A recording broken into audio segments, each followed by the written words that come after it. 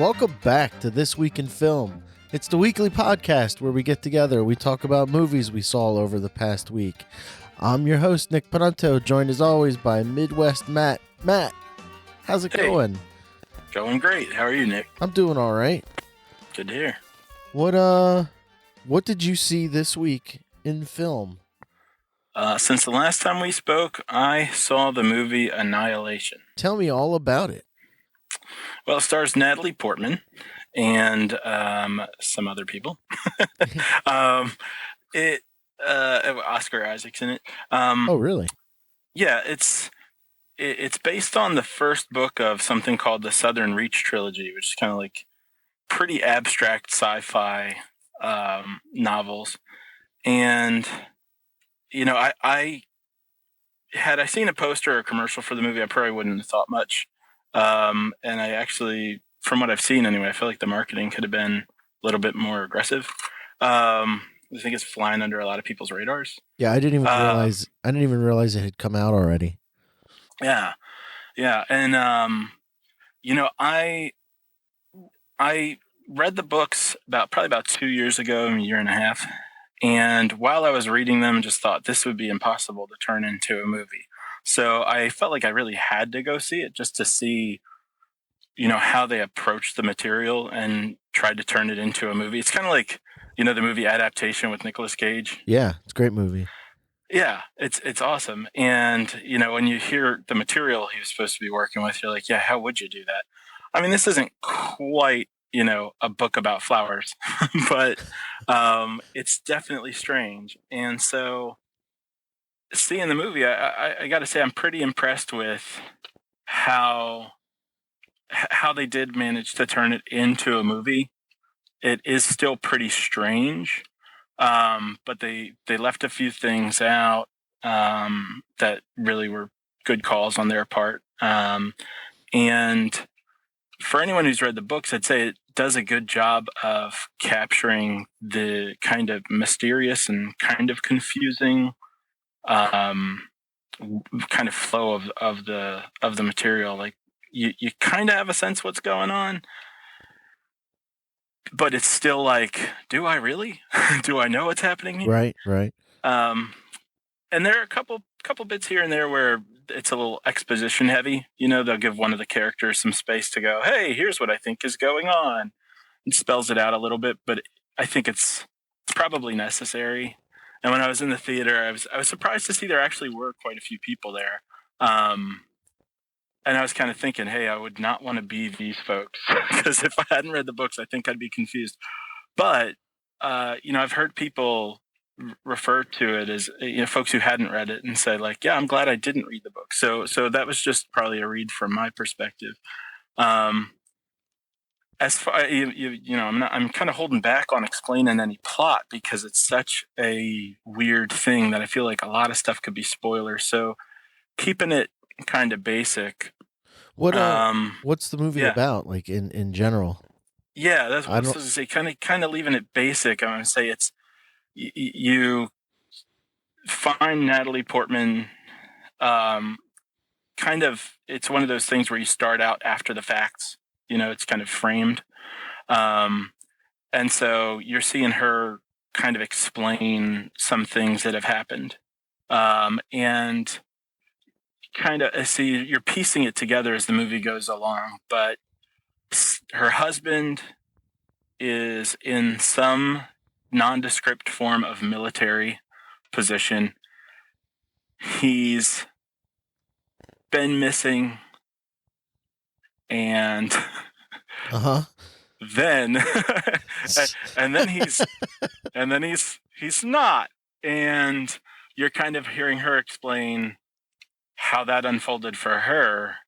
But then also in the midst of this, she gets pulled into a position of exploring this very mysterious coastal area that has been kind of perplexing the military and scientists. And it's all very like, I don't think you can walk out going, oh yeah, I know what part of the military that was. It's all kind of strange and abstract. And, you know, I'm going to have to look up the name of the other actress who gets the most screen time. Because I would say that the acting in this movie is really good, with the exception of the other main female character, who is just awful. Really? Like, if you've ever heard rock music where someone's trying to be tough, like Disturbed or something like that, where they're singing about getting psycho and things that are supposed to be kind of, I don't know, scary or something, and you're just kind of going, yeah, you're kind of a joke. Jennifer Jason Leigh plays that. Jennifer Jason Leigh. Yeah. In this movie, she is that, where she's trying to act tough and it just doesn't work. And so I'd say she's the lowest part, but everyone else is really great. And there's something else I wanted to say about. Oh yeah, there is actually a moment in the movie, though, speaking of scary, that I found to be, even if I'd walked out hating the movie, I would have found this one moment to be really creepy. And you know me, I love a lot of horror movies. Yeah. And the horror element in this kind of comes and goes. It hits a lot of genre feels. Like, there are a few action moments, sci-fi moments, drama moments, and then this horror moment. And it's one of the best horror moments I've ever. Like, I was just sitting in the theater, like, uncomfortable. Like, totally had the heebie-jeebies, if you will. Oh my. Heebie and jeebies. Both. Yeah, the heebies were in my spine and the jeebies were in my gut. So at the end of the day, I'd say if you're going to go see it, be ready for some pretty strange stuff. Kind of like Black Swan. Be ready for things to go outside the where the lines are usually drawn. But I would say check it out. I think it's worth seeing, and I think that probably does apply even if you haven't read the books. Okay. Cool. Yeah, like I've seen the trailer. Like I saw one trailer for it about 6 months ago or whatever, and then didn't even realize it was coming out till you said you were going to see it. Well, let me ask you a question about that. So since you saw a trailer, and I know that's a while back, but what did it give you the impression it was, or that it was about? If I'm trying to remember, I'd have to say like aliens. Okay. Like she's on some other world fighting aliens. Okay. Some forest world. But that's basically all I can remember. I remember being intrigued. I was like, oh, this looks kind of cool. Natalie Portman trying another sci-fi thing. Yeah. Well, and considering, it's I want to be real clear here. It's not like Contact, but considering how much you like Contact, I feel like there's some element that I would bet you would really enjoy there, of kind of trying to figure out what is going to be, what this mysterious stuff is going to turn out to be, and then seeing it kind of unfold in an interesting way. Uh-huh. Yeah, I'll have to see it. I think you'd like it. And if you don't, you can shout at me on the air in some future episode. Okay, I will. What'd you see this week, Nick? Well, this week I watched The Little Mermaid. Oh. Yeah. That's my daughter and I had some time together and we watched The Little Mermaid. Also very an abstract film. Yeah. It is a beautiful movie. I hadn't like sat down to watch it in forever and ever. But it is really well done. So if you don't know the story of The Little Mermaid, spoiler alert. You've had 30 years. 30 years to see it. That's the other thing, is that it doesn't feel like it should be something that's almost 30 years old. Yeah. I think it came out in 1989. Is that right? I think so. I'm just kind of guessing, but it feels like 89 is correct. Little Mermaid is the story of a 16-year-old girl who is a mermaid, a 16-year-old mermaid who falls in love with an adult man. Sounds like it was definitely made for kids. Yeah. She sells her soul to the devil to walk on land, and the story goes from there. But yeah, it's The Little Mermaid. Everybody's seen The Little Mermaid. It's a fine movie. You're right about it being 1989. I just checked it out, and apparently there's a 2018 version coming out. Oh, like a live action movie? I guess so. It's just underneath it on the IMDb list.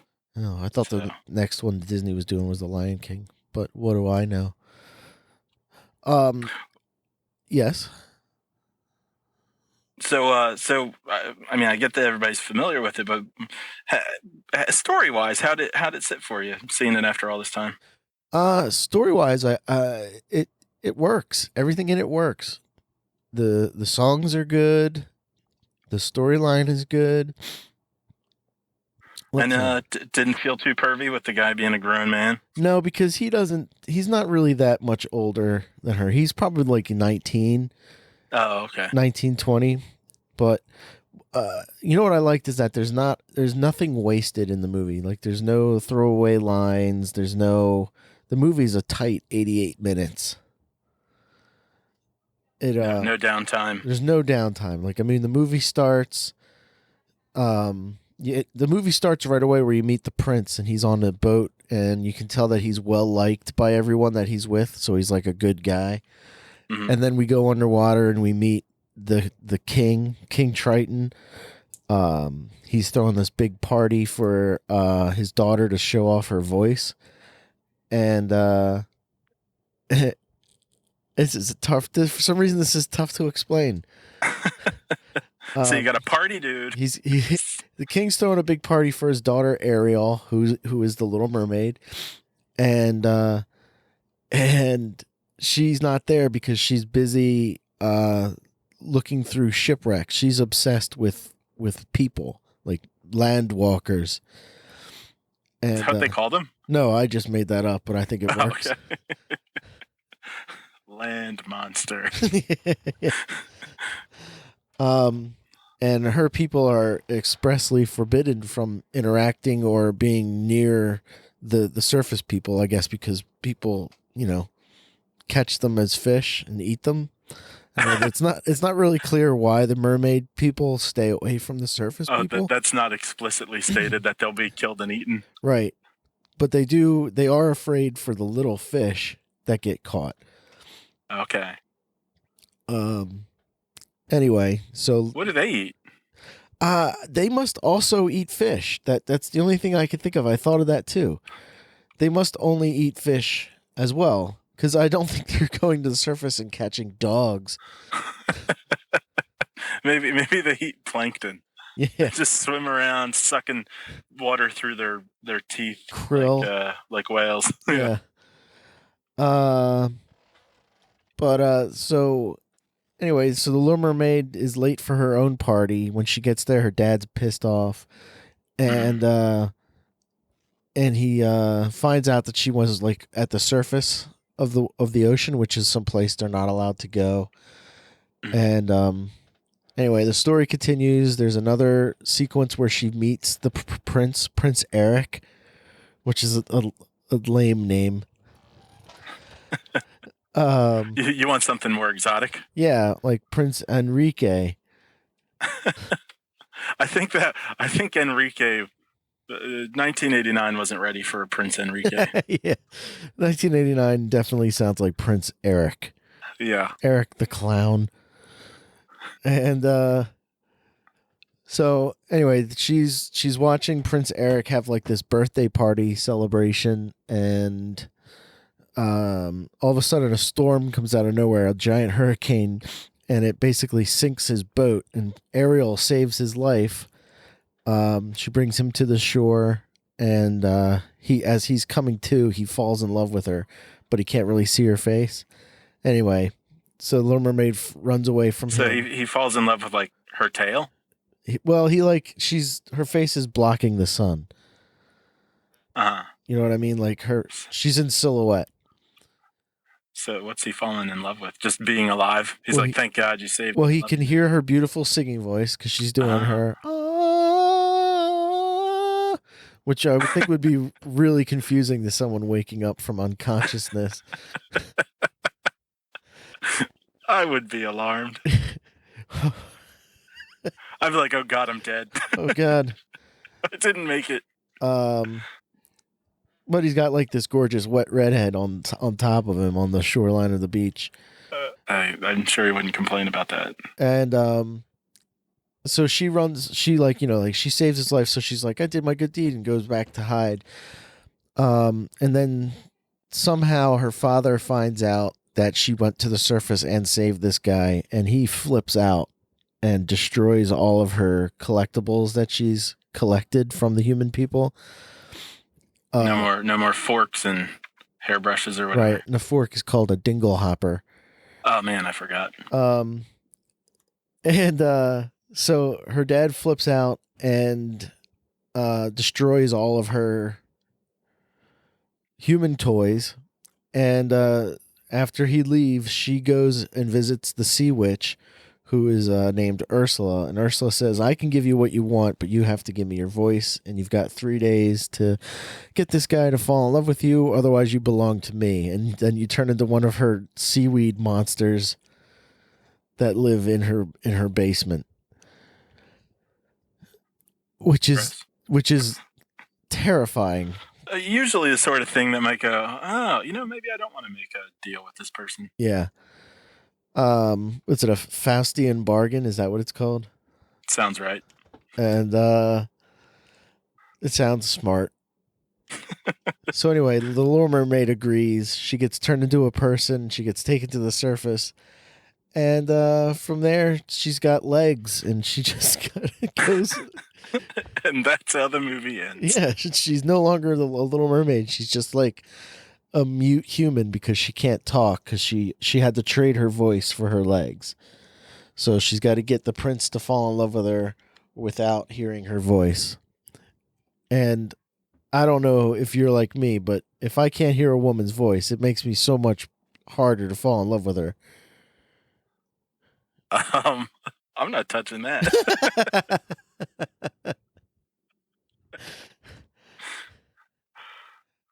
So clearly it wasn't just her looks. It wasn't just her looks. It was her personality and her thing too. So anyway, he's falling in love with her. She's falling in love with him. They have that boat ride where they sing the sha-la-la-la-la, don't stop there. I think it's Kiss the Girl. Kiss the Girl. Whoa, whoa. Which is another great musical sequence.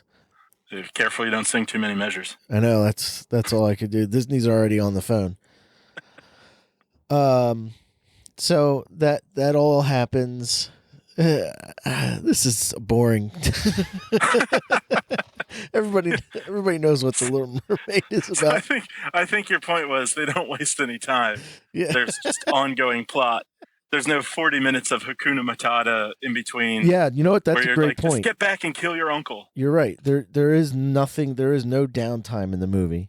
There are a couple light moments here and there, but for the most part, the movie gets right to the action in every scene. It's not like in Frozen. We were watching Frozen today.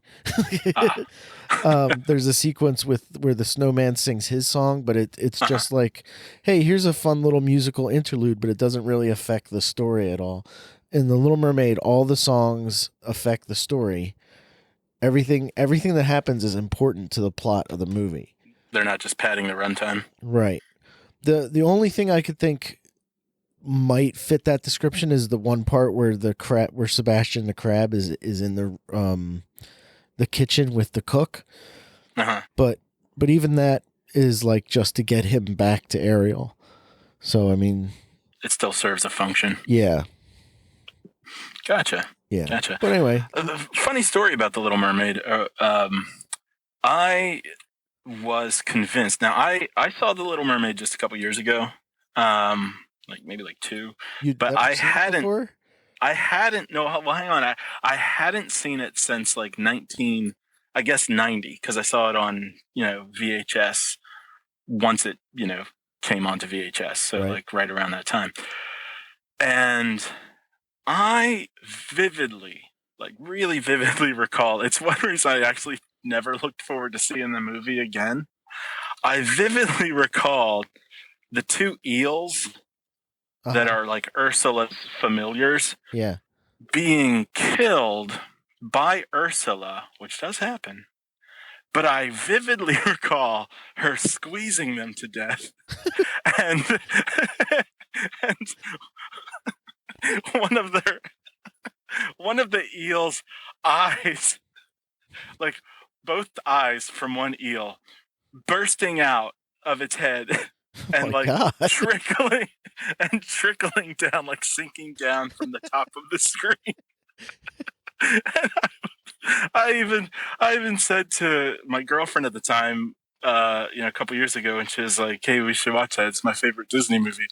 I was like, "Yeah, I just don't want to see that scene again where Ursula explodes them in her hands and the eel's eyes are falling through. It's just so gross."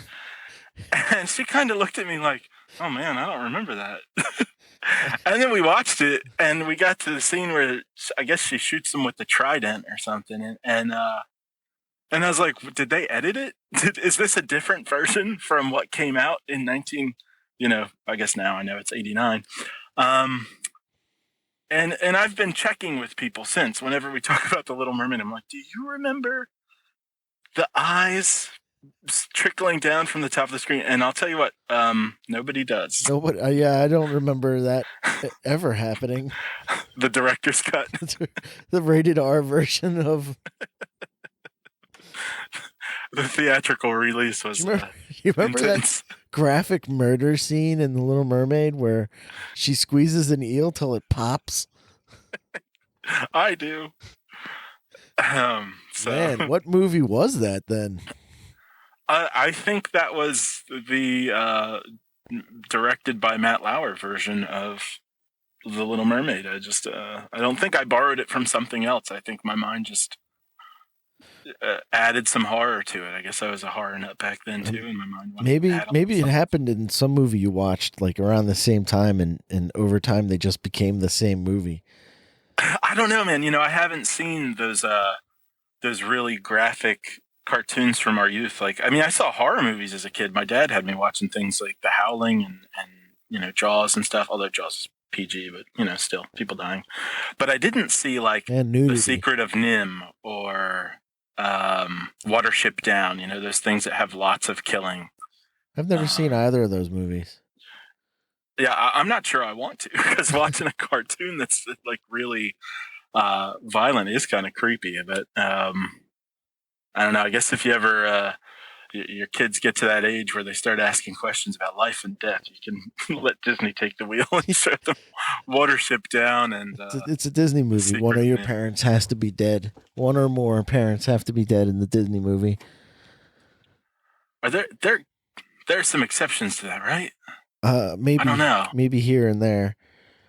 Because we were watching Frozen today. Those parents die. Little Mermaid doesn't have a mom. Yeah. Bambi's mother dies. Dumbo's. I thought it was interesting in the live action version of Beauty and the Beast. They actually discuss her mom. Did they? I don't remember that. Yeah, it's brief, and then at one point they like travel, I think through a book or something, to the apartment that they lived in when she died. But yeah, usually there's no reference to it. It's just like, yep, you got one parent. Oh, interesting. So. But The Little Mermaid is definitely a good movie. If you haven't seen it in some time, definitely check it out. It's a tight 88 minutes of exciting filmmaking. I mean, I know it sounds crazy, but it's fun to watch. I'm sure anyone has access to that version. Yeah. Send me a link. Yeah, if anybody knows what Matt's talking about, please get in touch with us, because otherwise it's going to eat at him for the rest of his life. What movie had the eating, the squishing eyes? Yeah, well, have you ever had an experience like that where you remember a movie one way and then you see it and go like, hey, wait a minute. I do, but I can't think of any of them right now. But I know exactly what you're talking about. Like, where's the scene where Indiana Jones kills Sean Connery? Oh my God. Indiana Jones and the Land of Regret. Indiana Jones and the Plot Twist of Doom. Yeah. So, Yep. Well, that was The Little Mermaid. Share your Little Mermaid stories with us, and I don't know. We'll talk well, about I'm it. sure people have Disney stories. Yeah. Yeah, and Oh, man. horrifying moments. I mean, there are a lot of deaths and whatnot. So The music, somebody's. the Go ahead. music, the music in The Little Mermaid was Oh. was really good. Really good music, like fun, catchy songs. Um, my daughter really enjoyed watching it. She really liked it, and she's going to be 3 this month, and Oh, happy it was right up her alley. hmm You know, it was fun movie to watch. It's so different. Like, I mean, The Little Mermaid set off that second or set off that generation of Disney movies, because after The Little Mermaid was Beauty and the Beast and Aladdin and The Lion King, and you can really tell uh, what they were going for really paid off for them. You can kind of feel the dawn of the second age of Disney. Yeah. Mhm. I mean, Yeah, I remember back in the day with. Go ahead. I was gonna say, like, the art design of the movie is fantastic too. Like, it looks gorgeous. I mean, the half the movie takes place underwater, and I remember when Finding Nemo came out, it was a big deal that they made everything look like it was underwater, like the way the light passes through water. hmm And I feel they did a very similar thing with The Little Mermaid, where the underwater scenes feel like they're underwater. Everything's very cool and blue, and then when you're on the surface, everything is very warm and has more reddish tone. Like, the underwater scenes are very clearly underwater, and the out of water scenes are very clearly above surface. Like, you can tell what's going on just by looking at the screen. If there was no sound in the movie, I think you'd still be able to get the story across, hmm hmm which is great storytelling. Yeah, I didn't. When I saw it fairly recently, I didn't really pay a whole lot of attention to kind of the art design of it, but that's a pretty good point. I mean, it would be interesting too, because I know exactly what you're talking about when you talk about the Finding Nemo elements. It'd be interesting to go back and kind of see how they do, if it's just color tones or if there are other effects that are in there too to make you feel like you're underwater. Right.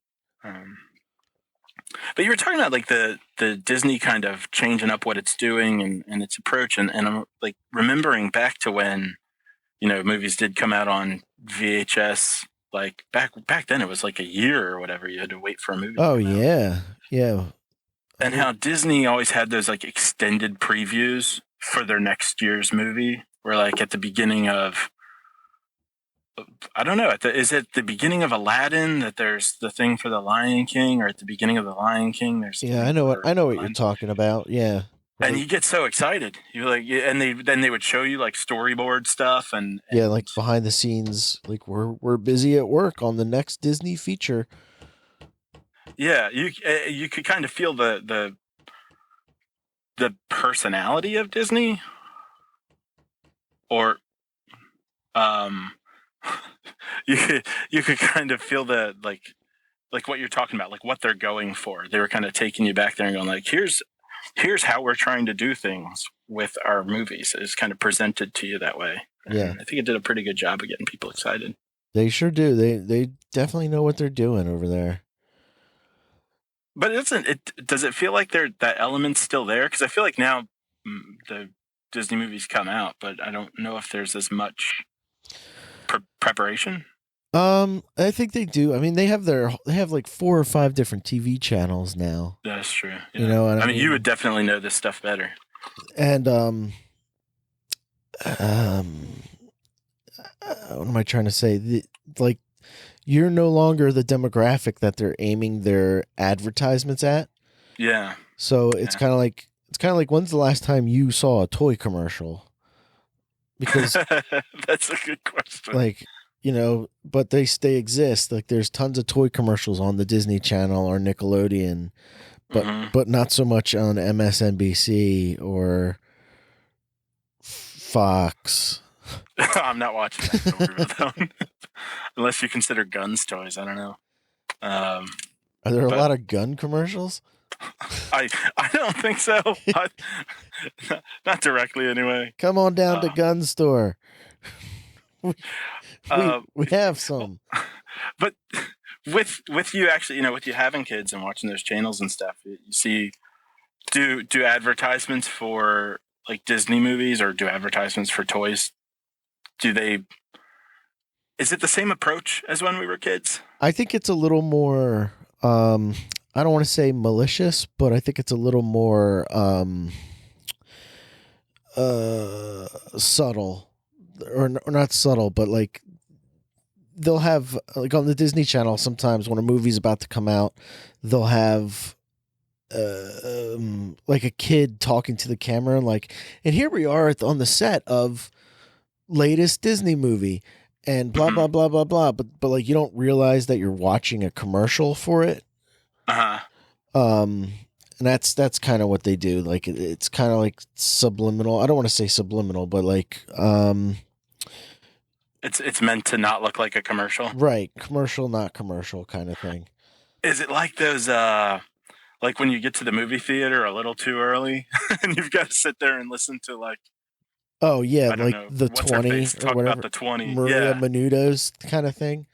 Yeah. Yeah, it's kind of like that, where it's like a commercial, but it doesn't feel like a commercial. Mm-hmm. It's more of like a featurette.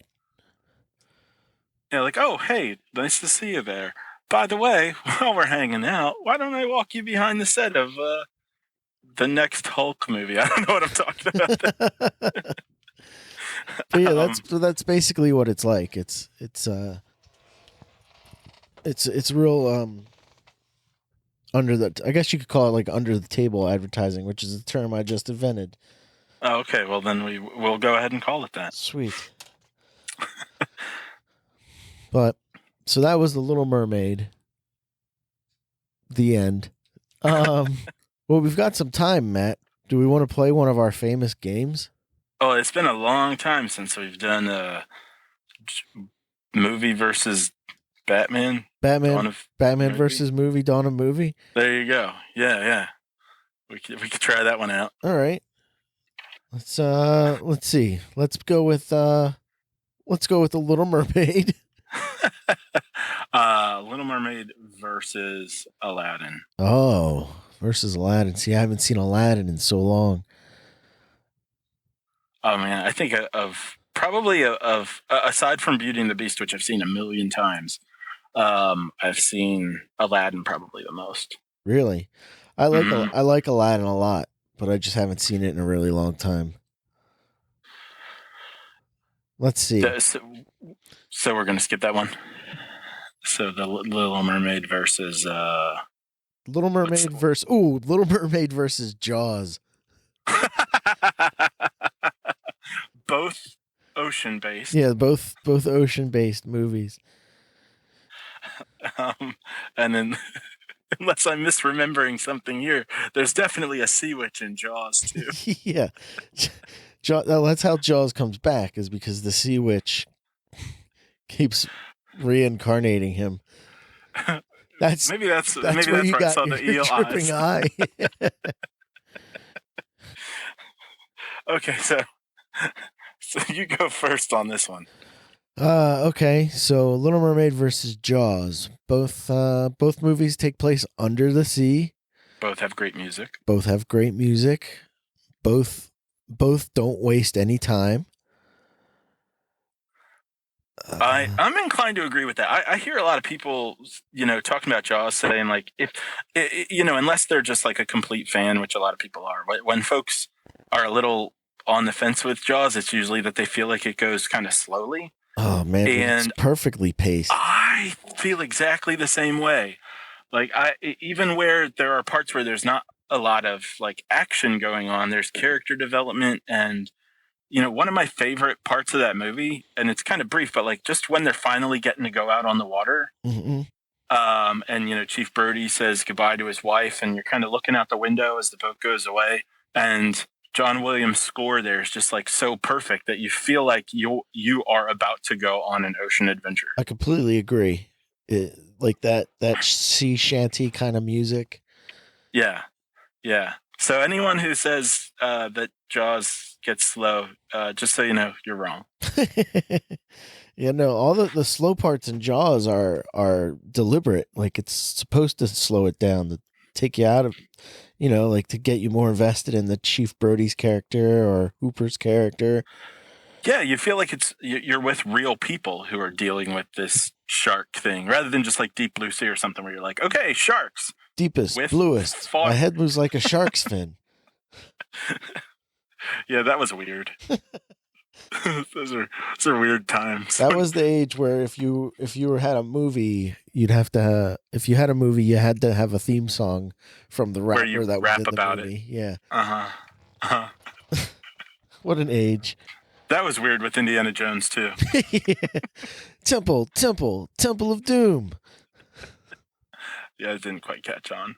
So okay, so we got good music, water adventures, good crystal clear characters. Do you feel invested in the characters in The Little Mermaid? Yeah. You know what? I'll say Jaws gets the lead here because while you care about the Little Mermaid and Eric, you don't really know much about Eric. So I'm gonna have to say Jaws wins there. Jaws wins the character development thing. And also, like, Little Mermaid's got like little fish friends that join her, and they're really there for comic relief or whatnot. If you were to lose those guys from the film, I don't think it would hurt very much.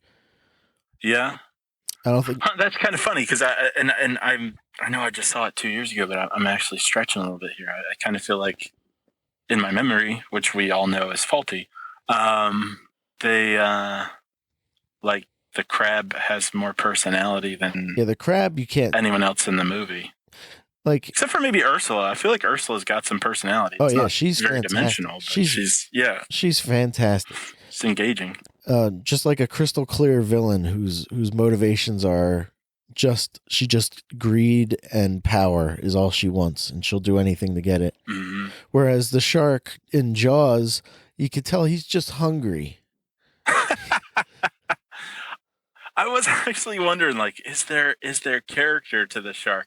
I feel like there is in the music. It's maybe a bit like Darth Vader-y. You know what I mean? I would say that the Jaws has a lot of personality. I mean, once he decides that he's going after that boat, like, he's tenacious. He's like, it's either me or the boat.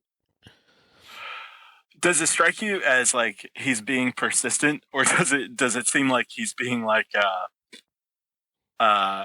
lazy for not going back to shore? I think it's a little of both. I think he knows that they're hunting him, and so he's also hunting them.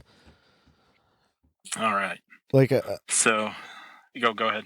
I was gonna say, like, I don't want to personify the shark like that, but that's basically what's happening. And also, there's no more people to eat because they closed the beaches for real this time. Yeah, there's not a whole other ocean, right? The rest of the ocean. But yeah, I understand what you mean. Like, you don't want to like anthropomorphize a shark, but it does end up having a feel. Like when he shows up, you kind of have. It's like Jason Voorhees or something, or Mike Myers. Right. Michael Myers. Mike Myers. Mike Myers is the comedian. Michael Myers is the murderer. There we go. That's the one that. What else have we got here? Movie elements that we can pit against each other. There's a lot more blood in Jaws. True. There is an eyeball in that movie. I mean, it's in someone's head, but it's still gross. How about Little Mermaid has better songs, but Jaws has better music. I'll agree with that. Jaws is very, I mean, in terms of songs, it's lacking. They do sing that one song. Oh, you're right. Actually, Quint sings that song like 8 times in that movie. Yeah. Forgot it was a musical. Yeah, Jaws the musical. When is that coming? Broadway. 2019. So let's see. So how about in terms of just like how much it pulls you in? like the dynamics of it. Well, I'd say Jaws pulls you in a little better than the Little Mermaid. Yeah. I mean, you're way more invested in the characters in Jaws than you are in the Little Mermaid, because the problem with the Little Mermaid is they're gonna end up together. Like the minute before the movie even starts, it's gonna end happily. Spoiler alert. Right. But you see the cover and you know the end. Right. But with Jaws, if you hadn't seen Jaws and you're watching it as it goes along, where like you don't know who's going to die, you don't know when they're going to die, who's important, who's not important. And then at the end, you don't know if they live happily ever after. That's true. Hey, yeah. What will happen to Chief Brody after this? And then there are 3 more movies that are pretty awful to let you know. Well, when Jaws goes to SeaWorld, that's fun because everybody needs a vacation. Well, he takes it up a notch and goes to Jamaica or the Bahamas. Oh yeah, and the 4th one. The next time. Yeah. They got 4 movies out of that franchise. I'm surprised they haven't brought it back again. Like, how is there not a Jaws movie in development right now? I fear the day that there is. I don't want another Jaws. Every shark movie is, coming from that franchise in its own way. Yeah. But if anyone out there rewrites Jaws, just call it something else. Just be like shark movie. Well, I did watch Avalanche Sharks, and that's pretty bad. Did you watch it? Oh yeah, I set things straight there by checking it out. I didn't know you had watched it. I thought we talked about it on one of the episodes. Oh, I'll have to go back and listen.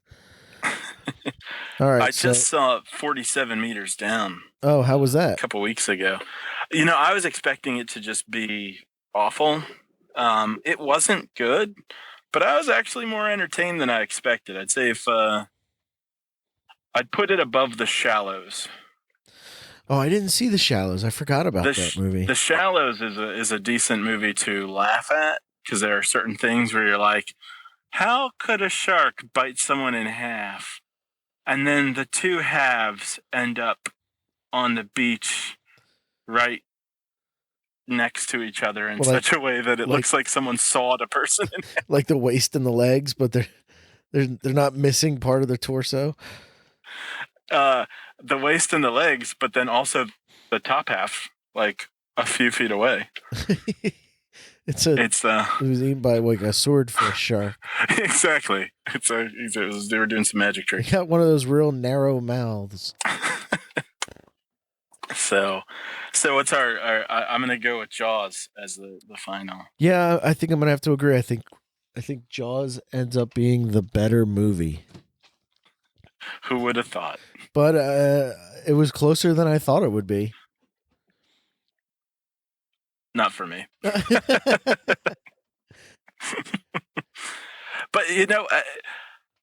in terms of not that everything has to be pinned up against Jaws, but in terms of like animated movies or cartoons that really do pull you in with characters and like really do make you feel engaged, is there anything that comes to mind for you, like as a really gripping cartoon or animated movie? I can't think of anything right now, but I know that there are some oh,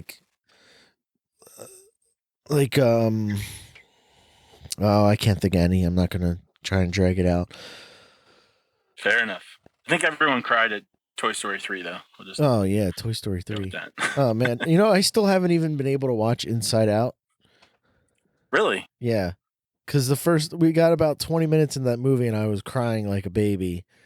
Like, we got to turn this off. Well, that might be the movie then. Yeah. All right, so Jaws wins. Little Mermaid versus Jaws. Batman versus Superman. Dawn of movie. Hooray! Yeah. All right, Matt. Well, I think that's gonna wrap things up for us this week. Cool. Anything to plug? Dang it! There was something I wanted to throw out there, and now I forgot. Oh yeah. For those of you who are interested in current events and stuff, if you haven't heard of the podcast Pod Save America, check that one out. Okay. It's the folks that are doing the show used to work for Obama as speechwriters, and so they are liberally minded, but they're very self-aware too. So it's not like we're telling you how to think, sort of, bit of place to get information, and it's pretty good. They're pretty good at delivering some pretty in-depth info. Right. Check it out. Okay, yeah, sure. And I'd just like to point people to the website, thisweekinfilm.com.